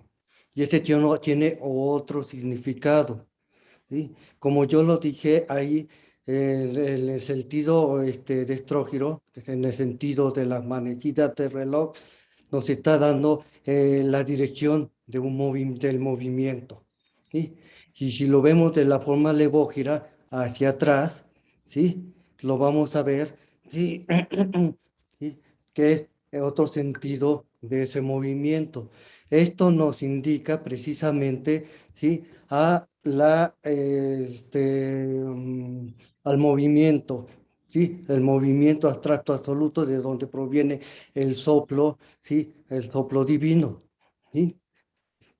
¿Sí? O el gran aliento, en sus dos movimientos, ¿sí? De expiración, es decir, hacia afuera, y de inspiración de regreso. Hacia afuera nos indica, ¿sí? La cruz dentro del sentido de las manejillas del reloj, ¿sí? Y el segundo movimiento, tal de inspiración, es el sentido de estrógiro hacia el lado contrario de las manejillas del reloj. Son los dos movimientos, ¿sí? De gran aliento. Ahora, dentro del círculo nos está indicando, aquí este círculo nos indica el ciclo no se pasa. Y el ciclo no se pasa, lo encontramos, ¿sí? En los 4 planos inferiores, ¿sí? Del plano objetivo, o sea, de nuestro sistema solar. Este círculo no se pasa, que está vigilado por los lípicas. Ellos son los únicos que pueden traspasar ese círculo, no se pasa. Y en este caso de la cadena planetaria terrestre, ¿sí? Ya aplicándolo a nosotros, lo podemos ver, ¿sí? De esa manera a que se está aplicando. Y lo podemos ver también en un concepto mucho más amplio. Pero ese círculo no se pasa, que es muy diferente al círculo que nos está dando, ¿sí? La serpiente. Esta es una connotación mucho más elevada, que nos implica, ¿sí? La limitación del espacio abstracto, ¿sí? Del espacio concreto, que es la manifestación. El espacio abstracto absoluto es lo que no se ha manifestado, y el espacio concreto es el espacio que ya se manifestó, que nosotros en nuestro plano objetivo físico lo podemos ver. Entonces, no tiene que ver nada que ver algo que tenga con connotaciones de que si es hacia la izquierda, tiene connotaciones con el nazismo, que el nazismo, el Partido Social, Nacional Socialista de Hitler, sí, lo tomó de una diferente manera a como nosotros lo estamos viendo en teosofía, que quiere decir precisamente la simbología que nos han enseñado, sí, los maestros a través de todos los tiempos. Y eso es lo que debemos de ver en ello, no nada más las connotaciones que ya se han impreso de acuerdo a la experiencia humana actual, sino que hay que trascender esa experiencia humana actual. Entonces, pues a eso es a lo que me refería con respecto a esto. Gracias. Muchísimas gracias, doctor. Leonor, no sé si Leonor, podemos ya concluir el estudio, como ustedes vean. Pues por mi parte, sí, ya son las 8 de la noche. Pues si no hay más preguntas o algo así, pues yo creo que ya concluimos. ¿Les parece bien? Muchísimas gracias a Tere, a Rafa, a Guillermo y al doctor Oscar. Excelente presentación y sobre todo muchas gracias a todos por su participación, porque creo que entre todos es un excelente sábado de plática teosófica. Así es. Pues si les parece bien, entonces cerramos. Yo también les agradezco mucho a todos los asistentes. Hago mi comercial, por favor, antes de terminar, inscríbanse a la Sociedad Teosófica. Ahí están, ahí están los links para que se inscriban.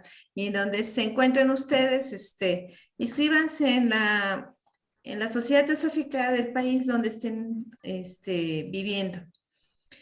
Bueno, pues ya haciendo mi comercial. Leonor, perdón, habían preguntado también, creo que Paloma, en dónde podían encontrar el material de las pláticas. Bueno,